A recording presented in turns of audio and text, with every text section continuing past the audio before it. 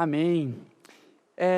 Pessoal, agora nós vamos para o nosso momento da palavra, o nosso momento onde a gente vai meditar e conhecer mais de Jesus através da meditação da palavra. Então, convido você aí a pegar a sua Bíblia, pegar o seu celular, enfim, como você quiser. E já abre a sua Bíblia aí comigo para a gente meditar junto em Hebreus capítulo 3, versículo 4. Hebreus capítulo 3 e o verso de número 4 é o texto inicial que a gente vai meditar um pouco hoje. Eu quero falar com você hoje a respeito de algo que a Bíblia fala constantemente que nós somos. Sabe, a Bíblia ela vai falar em diversos momentos sobre algo que você é, sabe, trazendo uma ilustração, constantemente falando a respeito de que nós somos morada, de que nós somos habitação, que nós somos a moradia.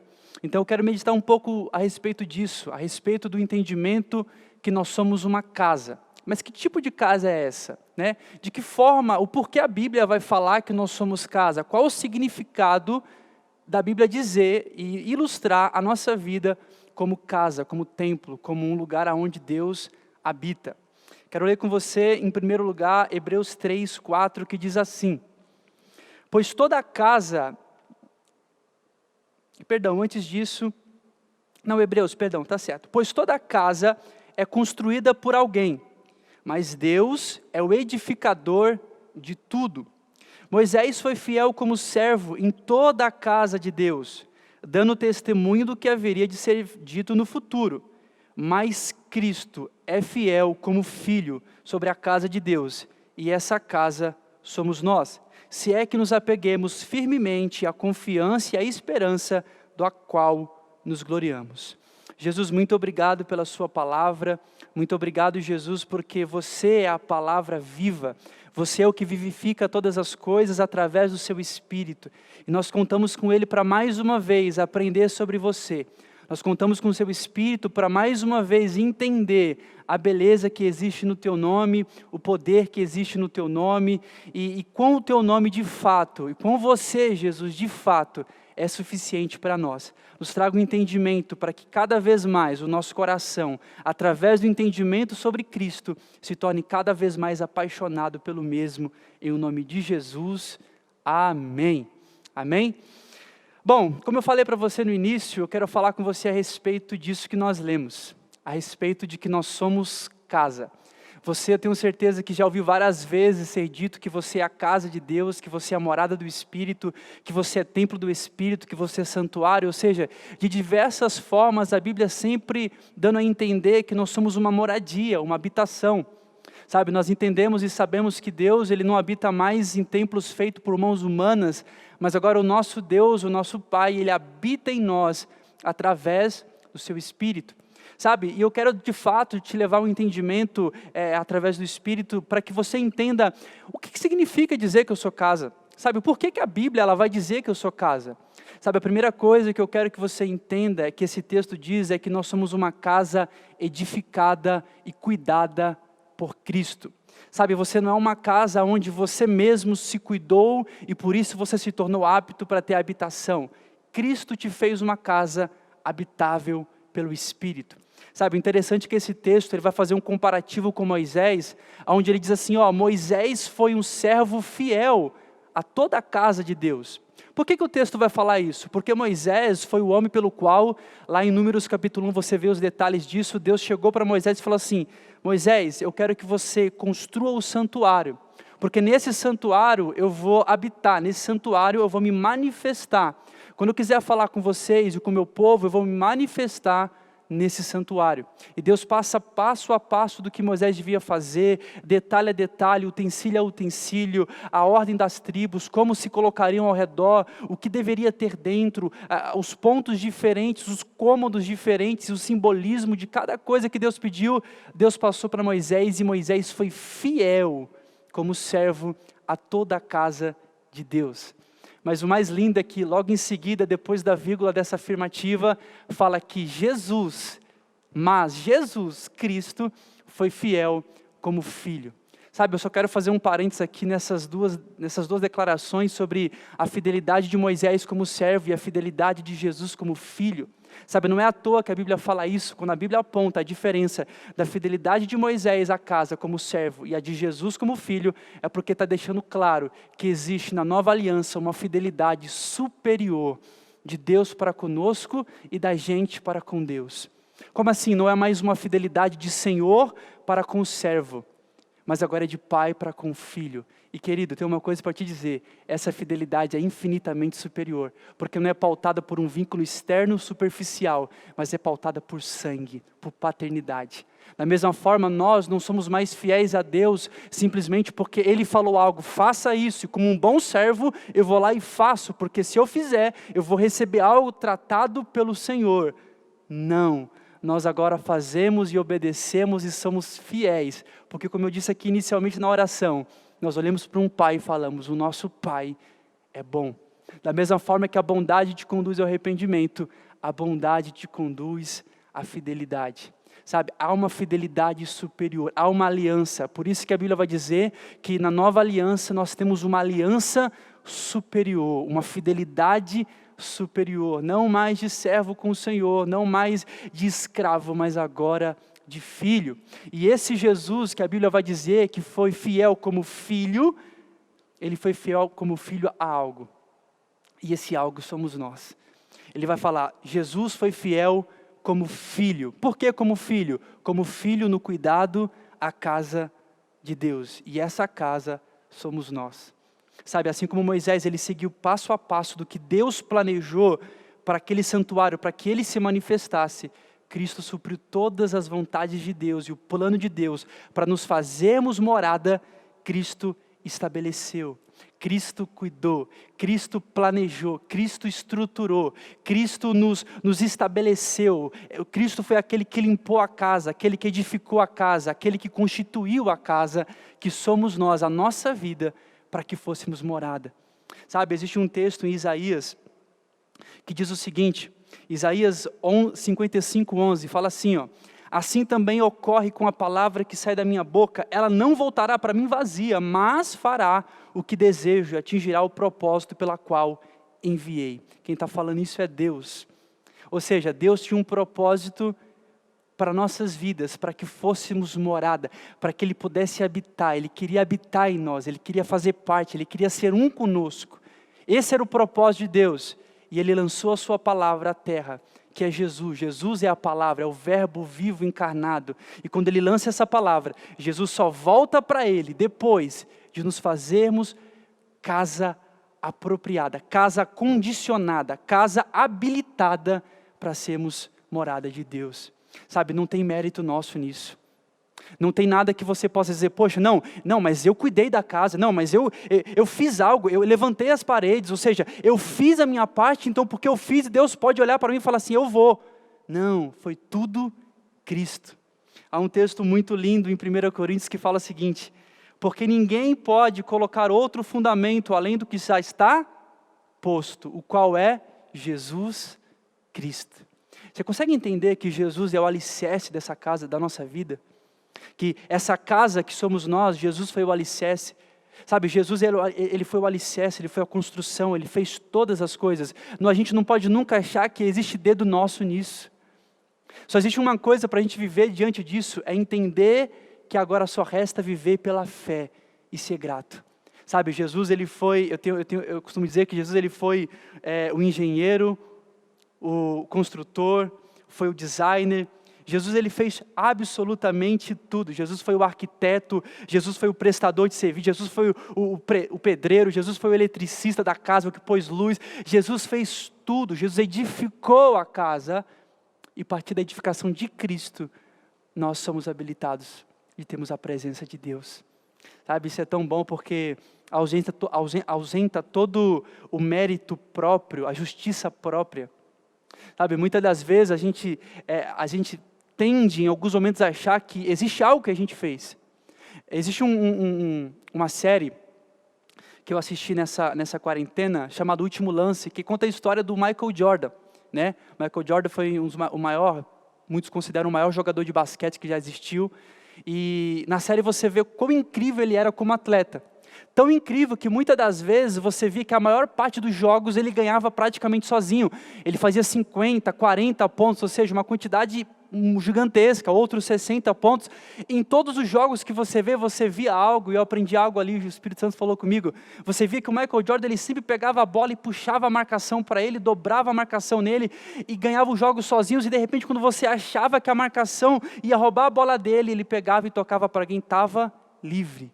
E quem estava livre recebia a bola livre, porque a marcação estava no Michael Jordan, dobrava nele e apenas arremessava sozinho e fazia o ponto. Aí você pode falar, poxa, olha só, ele fez o ponto. Sim, mas quem armou toda a jogada, quem construiu a jogada para que ele apenas arremessasse, não tinha sido quem arremessou, foi quem construiu. Sabe, assim é Jesus, Ele construiu todas as coisas, Ele fez, Ele chamou para si todo o peso, toda a angústia, toda a dor, Ele chamou para si toda a morte, Ele chamou para si o jogo, e apenas deu a bola na nossa mão, como quem dizendo, apenas vive, arremessa, pode arremessar, você pode até comemorar, só não esqueça, que quem venceu o jogo por nós, não fomos nós, Ele já garante a vitória em todas as coisas, sabe, é muito bom entender que, se existe festa na casa, é porque existe alguém que edificou a casa, e essa edificação foi feita por Jesus, sabe, e que a gente possa entender isso todos os dias. A primeira coisa que eu quero que você entenda é justamente isso, entenda, você é uma casa edificada por Jesus, Jesus edificou a sua casa. A segunda coisa que eu quero que você entenda, e entendendo que foi Ele que edificou, algo é produzido em você, fé, viva pela fé, não pelos seus próprios méritos. A graça não ausenta esforço, não, mas ela ausenta méritos. A segunda coisa que eu quero que você entenda é que nós somos uma casa sobre a rocha. Vai pegando o raciocínio, consiga entender o que o Espírito quer falar com você. Primeiro, uma casa edificada. Segundo, uma casa sobre a rocha. Em Mateus 7 diz assim, portanto, Jesus diz, portanto, quem ouve essas minhas palavras e as pratica, é como um homem prudente que construiu a sua casa sobre a rocha. Sabe, você é uma casa sobre a rocha. Tá bom, Daniel, eu entendi que eu sou uma casa sobre a rocha, mas o que significa dizer que eu sou uma casa sobre a rocha? O que significa estar sobre a rocha? Entenda, a rocha é um lugar sólido, é um lugar firme, é um lugar constante, é um lugar seguro. Rocha fala sobre algo seguro, sobre algo firme e sólido. E só existe uma coisa nessa terra que é sólida, que é segura, que é constante e que permanece para sempre, que é o amor de Deus por você.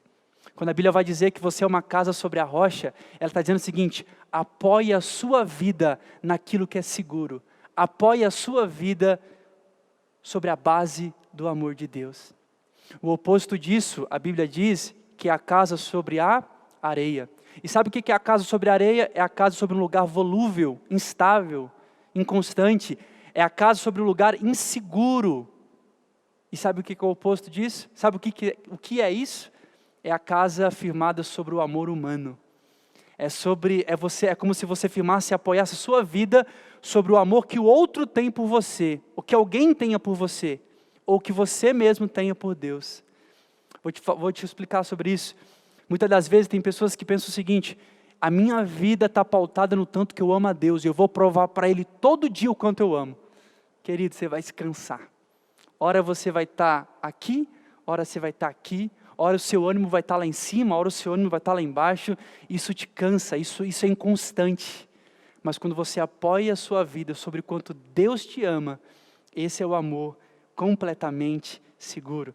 Sabe, uma coisa eu aprendi com o Vitor em uma das suas mensagens que mudou muito a minha vida, que foi voltar ao primeiro amor, é voltar ao entendimento de que Deus me amou primeiro. Eu vou repetir, voltar ao primeiro amor é voltar ao entendimento de que Deus me amou primeiro, ou seja, não é o tanto de lenha que você coloca na fogueira para acender o seu coração de amor por Deus, como quem dizendo que essa lenha fosse as suas obras e você tem que fazer para manter o fogo aceso, não, a lenha é o entendimento, é o aprimoramento do entendimento de que eu sou amado. Há um texto em Efésios 3:18 que fala assim, possam juntamente com todos os santos compreender a largura, o comprimento, a altura, a profundidade e conhecer o amor de Cristo que excede todo entendimento. Sabe o que está falando o texto? Existem multiformas de você conhecer o quanto Deus te ama. Se apegue nisso.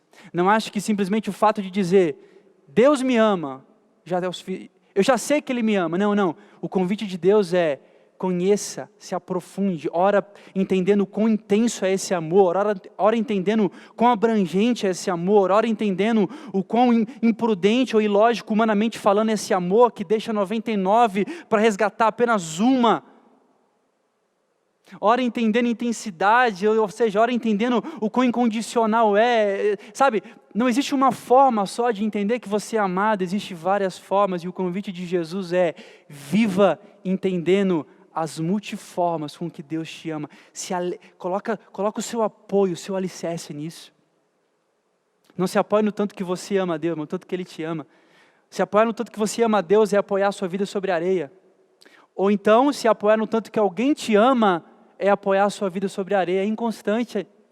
Não estou falando que você não pode se permitir ser amado por alguém, essa é a nossa vida, amar e ser amado por pessoas. Mas, o problema é quando você apoia a sua vida sobre o amor de alguém, porque quando essa pessoa parar de te amar, ou então, meramente, você parar de se sentir amado, você perde o seu chão. Mas o amor de Deus, você nunca vai perder o seu chão, porque Ele sempre vai permanecer. Sabe, é um perigo muito grande, existe algo que Deus falou comigo uma vez em oração, muito simples, mas que fez muito sentido para mim, mexeu no meu espírito, que foi, Daniel, você não nasceu para ser amado. Entenda isso. E eu falei, como assim não nasci para ser amado? Logo em seguida Ele falou, você já nasceu amado. Você consegue entender isso? Você não nasceu para ser amado, você já nasceu amado. Tem um texto em Salmos que fala assim, Salmos 22:10, desde o ventre materno dependo de ti, tu me sustenta desde as entranhas da minha mãe. Gálatas 1:15 fala assim, mas Deus me separou desde o ventre materno e me chamou por sua graça quando lhe agradou. Você é amado antes de aparecer nessa terra. Você não nasceu com carência de amor, você já nasceu plenamente suprido de amor. Você consegue falar isso para você? Eu nasci plenamente suprido de amor. Sabe, quando a gente coloca a nossa casa sobre a rocha, que é sobre o amor de Deus, a gente tem segurança para amar incondicionalmente. Por quê? Porque, repara, quando você tem uma casa sobre a rocha, você fica à vontade para chamar quantas pessoas você quiser para dentro dessa casa. Por quê? Porque você não tem medo dessa casa cair. Porque se você está sobre a areia, você fica receoso. Quantas pessoas podem entrar aqui? Porque isso aqui tombar, isso aqui ceder. Ou seja, perde a capacidade de receber pessoas, de amar pessoas. Mas quando a sua vida está sobre a base do amor de Deus e você entende que você é amado, você tem a capacidade dada por esse amor de amar quantas pessoas você puder. Sabe, o convite de Jesus é, ame incondicionalmente. Mas querido, quando a gente coloca a nossa casa sobre a areia, no apoio de pessoas, do amor humano, inconstante e instável, sabe o que vai acontecer? Você vai depender sempre da reciprocidade. Tem uma coisa que Deus não nos chamou, é para amar por reciprocidade. O amor de Deus te liberta da reciprocidade. Mas eu amei e fulano não me amou. Você continua amando, porque você tem segurança suficiente de que você já é amado. Então você nunca vai depender do outro para amar. Eu não dependo a pessoa A não depende da B para continuar amando ela. Se ela parar de amar, o amor vai permanecer constante sobre a vida dela, porque ela tem a fonte necessária para amar. Sabe, uma casa sobre a rocha não só consegue amar sem reciprocidade, mas também consegue se valorizar. Por quê? Você não dá R$1 por uma casa sobre a areia, mas você consegue agregar valor sobre uma casa sobre a rocha. Casa sobre a rocha é uma casa que tem valor, é uma casa que consegue se ver valor, mas uma casa sobre a rocha, ela perde valor. Sabe, eu não sei se você aí agora está se desvalorizando por algum motivo. Deus manda dizer para você, você tem valor. Por quê? Porque você está alicerçado sobre o amor de Deus. Sabe, eu quero que você entenda essa segunda coisa para a gente ir para o final. Você é uma casa sobre a rocha. O que é isso? Eu estou apoiado sobre o amor de Deus.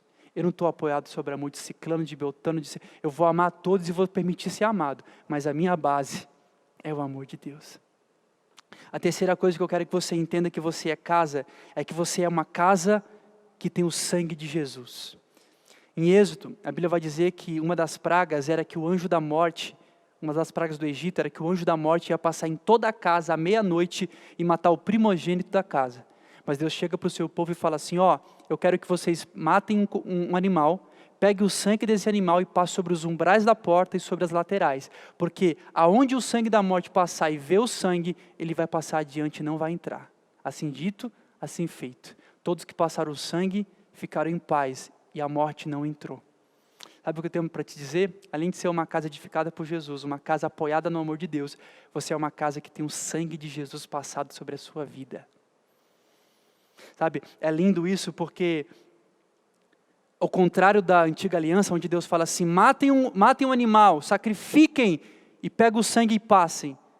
Na nova aliança Deus faz o contrário, Ele fala assim, ei, eu vou proteger vocês, mas eu vou sacrificar o meu filho, eu vou pegar o sangue do meu filho e passar sobre vocês. Vocês não precisam fazer nada, eu faço por vocês. Essa é a graça de Deus, aonde põe um sangue que te protege.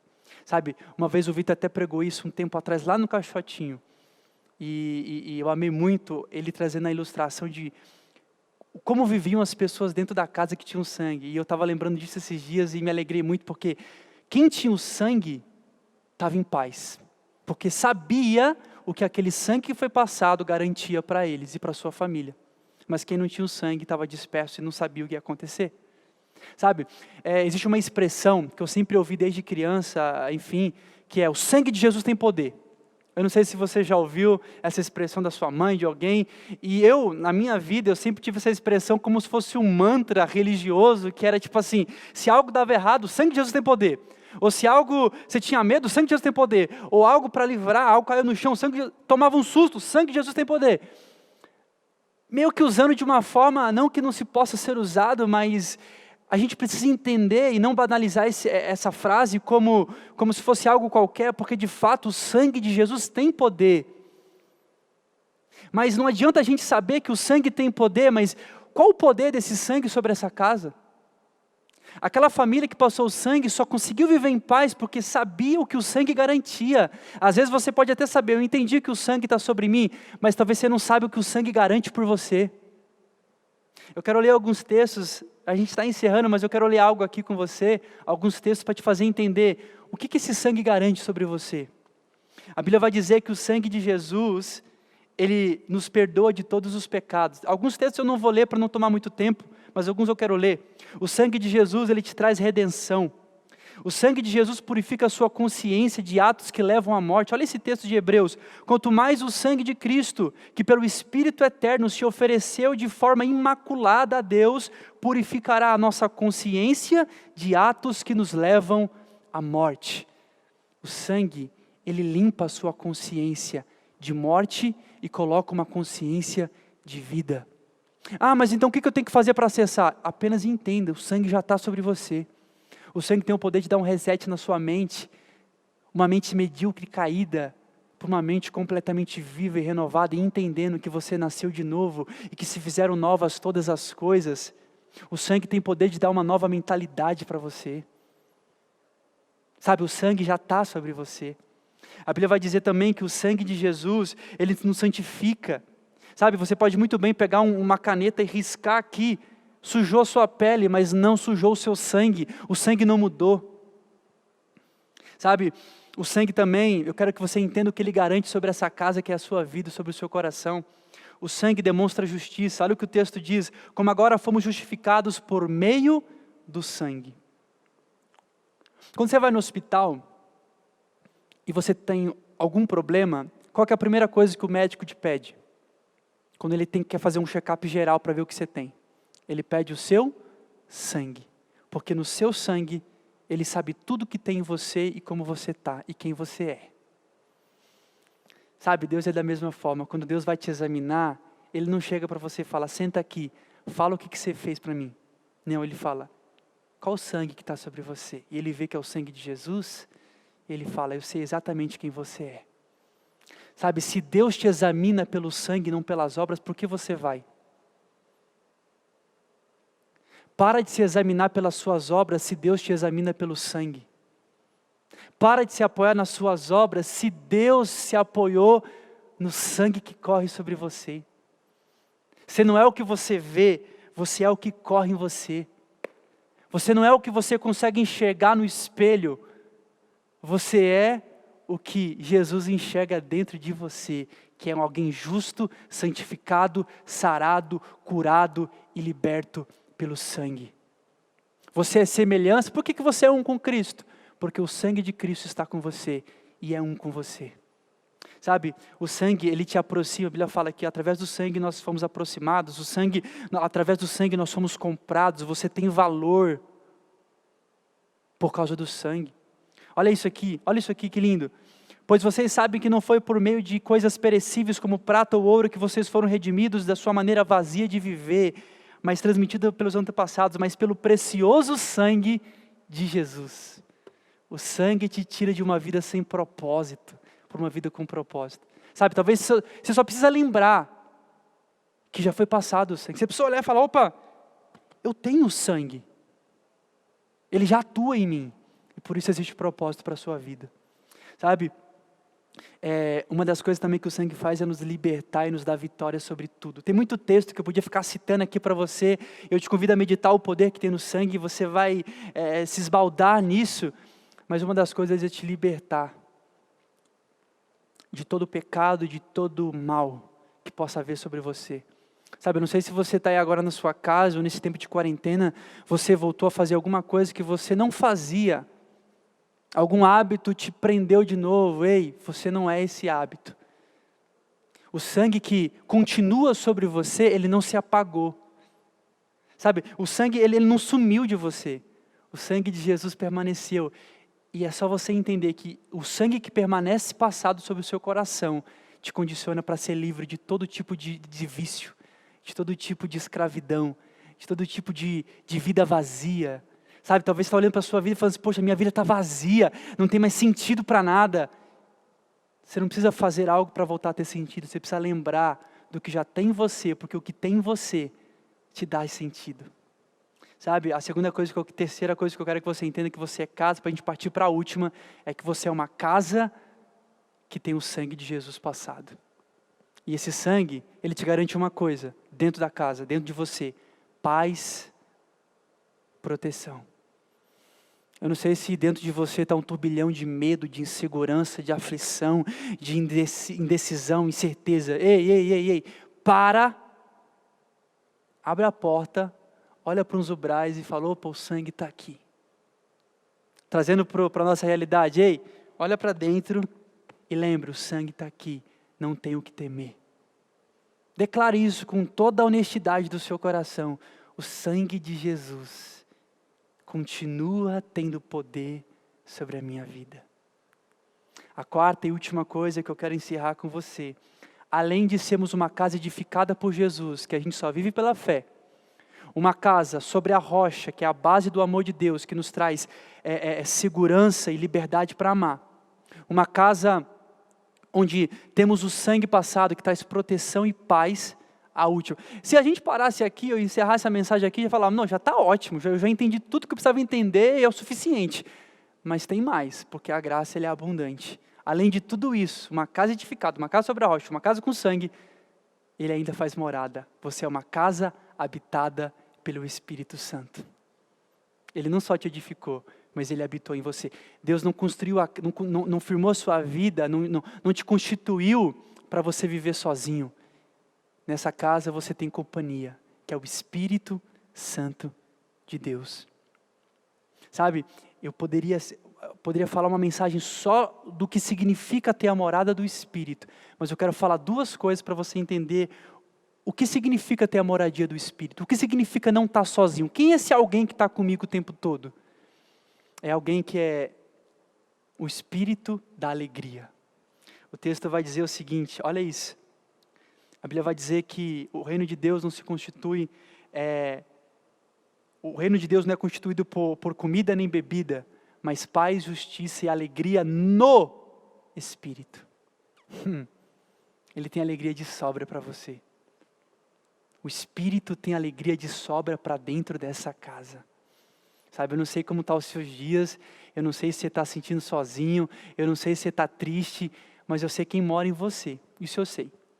Ah, mas por que eu não estou então? Talvez porque você precisa estar só um pouco mais sensível e próximo a Ele, porque quando Ele está próximo, Ele contagia com a alegria dEle.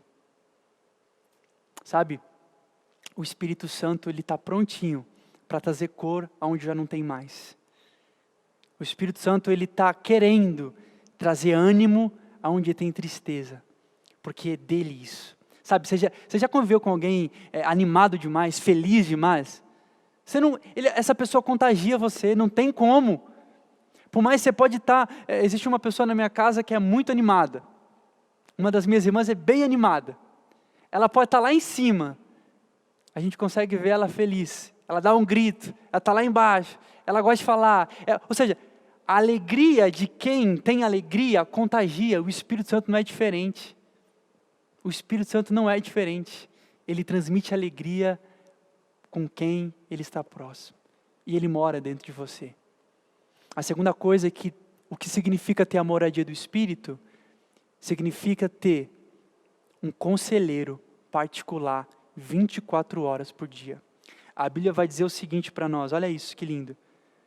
Jesus fala em João 14,15, se vocês me amam, obedecerão os meus mandamentos, e eu pedirei ao Pai, e lhe darei a vocês outro conselheiro, para estar com vocês para sempre, o Espírito da verdade.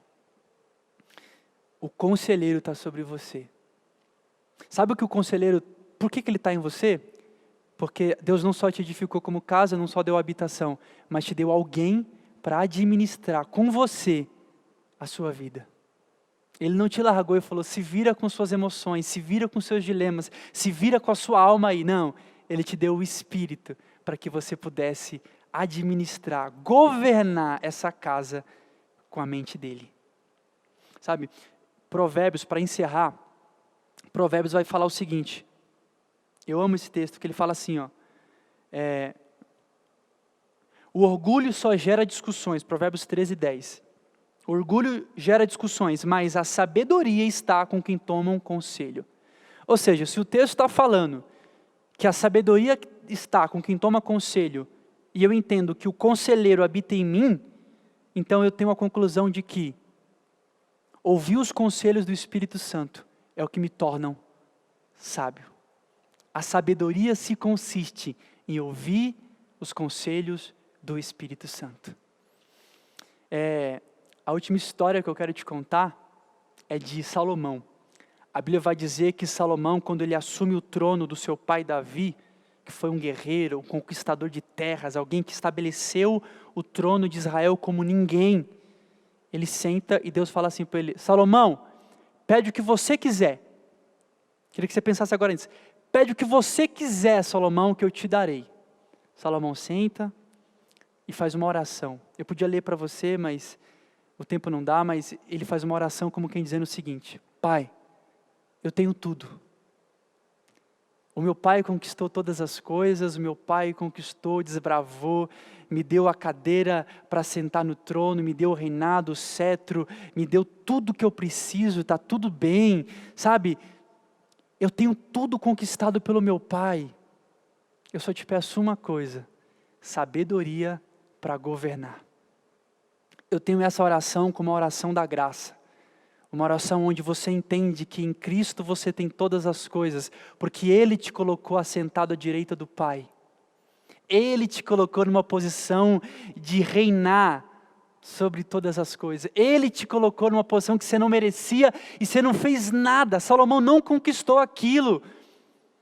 Foi por paternidade, foi por herança. E quando ele entende isso, ele fala, só me dá uma coisa, sabedoria para governar tudo que você já me deu.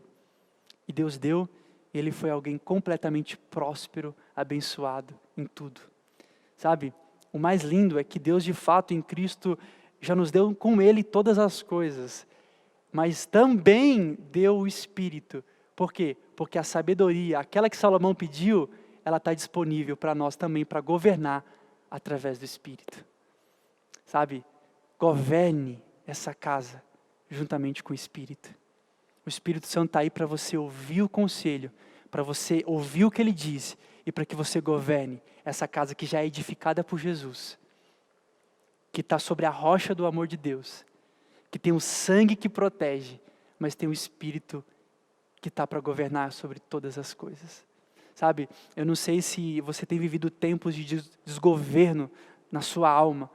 Talvez um dia você sente algo, outro dia você sente outra coisa, um dia você está feliz, outro dia você está triste.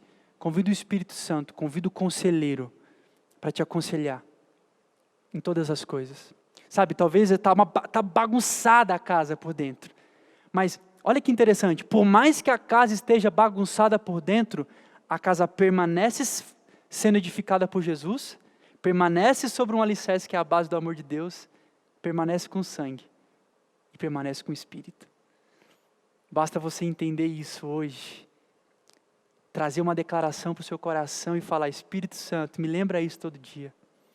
O último texto que eu leio, eu sei que eu já falei milhões de vezes que estava acabando, mas acabei agora com esse texto. Fala o seguinte, João 16:13 fala assim: mas o Espírito da verdade que vier, Ele os guiará a toda verdade. O Espírito vos guiará em toda a verdade. Talvez tudo que eu falei você já tinha esquecido faz tempo, mas o Espírito Santo, Ele está para... E talvez daqui um mês a sua alma tente esquecer, mas existe alguém dentro de você que vai fazer te lembrar todo santo dia. Eu vou repetir, que você é uma casa edificada por Jesus, só viva pela fé. Não tem mérito seu. Você é uma casa sobre a rocha, sobre a base do amor de Deus, viva em segurança e em liberdade para amar, porque você já tem amor suficiente. Você é uma casa que tem o sangue passado, você tem proteção e paz. E você é uma morada do Espírito. Você tem um conselheiro que te traz sabedoria e você tem alguém que traz plena alegria. Te convido a orar comigo nesse momento. Jesus, muito obrigado por essa verdade. Muito obrigado, Jesus, porque a sua palavra é a verdade, Jesus é a verdade. Sabe, obrigado por nós entendermos o porquê que você diz que somos casas. Por qual o sentido de sermos casa? Nós entendemos que casa é o nosso coração, a casa é a nossa vida, uma vida edificada por você, guardada por você, amada por você e morada, a sua morada. Obrigado por isso, Jesus. Eu oro para que se de algum momento alguém que está ouvindo essa mensagem esqueceu de alguma dessas características, que volte a lembrar, para que volte a ter vida. Eu oro para que as casas que estão me ouvindo agora, para que a casa que está bagunçada, que haja organização de novo, para a casa que está escura, que haja luz novamente, para a casa que está com ambiente de medo, que haja paz, que a casa que nesse exato momento que está me ouvindo e orando comigo, que está atribulada, confusa, que haja conselho do Espírito, que a casa que se sente sozinha, que ela nunca entenda que ela jamais estará sozinha. Em nome de Jesus nós oramos por isso, Pai. Que o nosso entendimento nos dá, Jesus, eu te peço, nos dá uma mente de rei e um coração de criança, ou seja, uma mente que entende que nada falta porque já somos amados e um coração livre para amar, livre para ser quem nasceu para ser. É o que eu oro e já te agradeço. Em nome de Jesus, amém e amém e amém.